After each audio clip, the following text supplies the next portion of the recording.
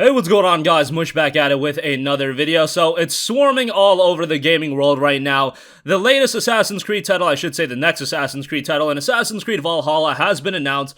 In my personal opinion, it looks quite interesting. We only got a CG trailer, some gameplay details, as well as a few screenshots. I think the game, from a setting standpoint, is very exciting. If you guys know me, you know I haven't been a big fan of the direction Assassin's Creed has gone since the release of Assassin's Creed Odyssey, but nonetheless, this game does look interesting, if nothing else. But I do want to let you guys know that typically with Ubisoft games now, it is not getting a Steam release, and that is going to be the case with Assassin's Creed Valhalla, so that is a little bit unfortunate. Nonetheless, I'll give you guys the rundown on that game, and I do want to also highlight a couple of new Steam game releases that should definitely be on your radar. They look quite good. So we'll talk that in just a second, but first of all, let's talk Assassin's Creed Valhalla. So again, Assassin's Creed really hasn't been my favorite franchise since the release of AC Origins. I understand why people like the game so much with the grandiose open world, and I was a big fan of AC2, AC4, AC Brotherhood, games of that nature. I really liked the Assassin's Creed games of old. However, the new style really doesn't do it for me, and I know what you guys are going to say. You don't have to utilize the microtransactions. You can do all of the side content and progress through the game no problem. However, in Assassin's Creed Odyssey, it is legitimately a problem. If I want to play through the game's main story and not bother with a lot of the side content, I should be able to play the main story, and Ubisoft knows that that is an option a lot of people want to go through because they offer a freaking double XP boost. So I really hope with AC Valhalla, at the very least, they dial back on the microtransactions, because I thought it was just bad in AC Odyssey. It's just a very grindy game, and yes, some people are going to be happy with that. They're going to want to spend, a lot of hours on a game. They're going to want to play a game for north of 60, 70 hours, whatever the case may be, and AC Odyssey definitely has that amount of content. But for me, while I was playing AC Odyssey, there were a billion other games coming out. I was going to school at the time as well, and I just wanted to play through the main story, but I couldn't even do that because it was so grindy, and I was just like, okay, time to move on from that for now. I even went as far as to almost buy the double XP boost because I was enjoying the game quite a bit, but then my better judgment kicked in, and thank God. I do not want to be supporting business practices like that.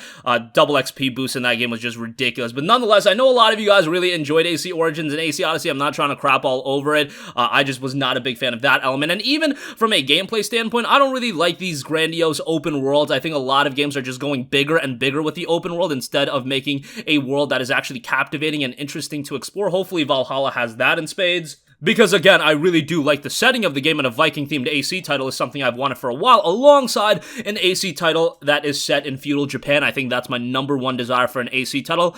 But you will be able to play the game with Uplay Plus. If nothing else, it's a $15 a month subscription service that gives you the deluxe edition of all of Ubisoft games, as well as their back catalog of games.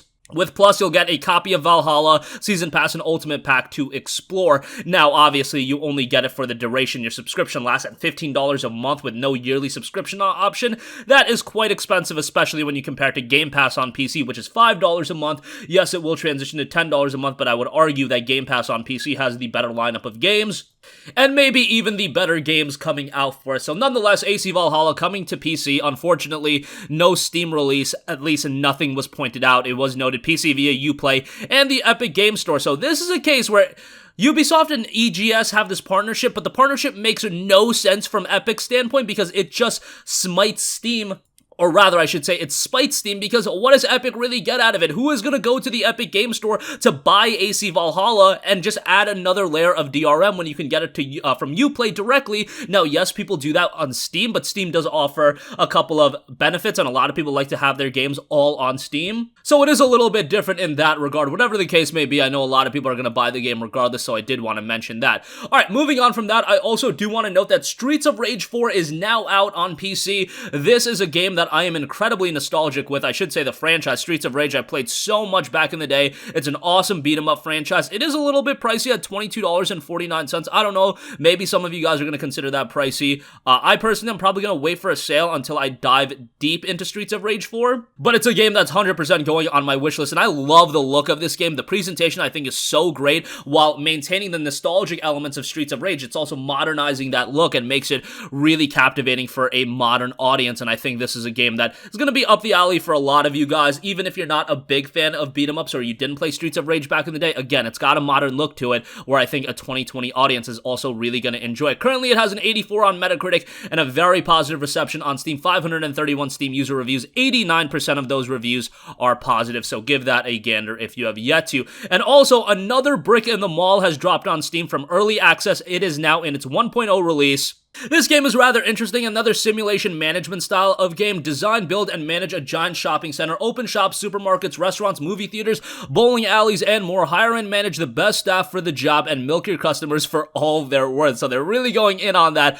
Rather interesting game for those of you guys that are into these management style of games. Very positive reception here as well. 1,291 Steam user reviews all overall, but 84% of those are positive. The recent reviews paint an even more positive picture. 24 user reviews and 94%, or 95%, I should say, positive in the last 30 days, so that is quite good. But that's going to conclude this video, guys. Again, I wanted to give you guys an update. AC Valhalla looks interesting, but I want you guys to be aware about the fact that it looks like this Ubisoft gimmick is going to continue where they don't release their games on Steam, and rather Uplay and Epic Game Store exclusively, which, again, a little bit illogical to me why EGS would jump on board with this agreement. I'm guessing Ubisoft is getting some money as well. But really, in this case, it just seems like something that spites Steam and really accomplishes nothing else. For Ubisoft, it's a great deal. Hey, now you get some money up front from EGS. I imagine that's how it's working. And you can funnel everybody through to get them on your own platform of Uplay. You can promote your subscription service from them. It makes all the business sense in the world. From my end, as a consumer, not really a big fan of it. Streets of Rage 4 is out now on PC, as well as another brick in the mall. That's going to conclude this video. If you guys have a request for a future video, you can leave that in the comment section down below, and I will catch you guys in the next one. Peace out.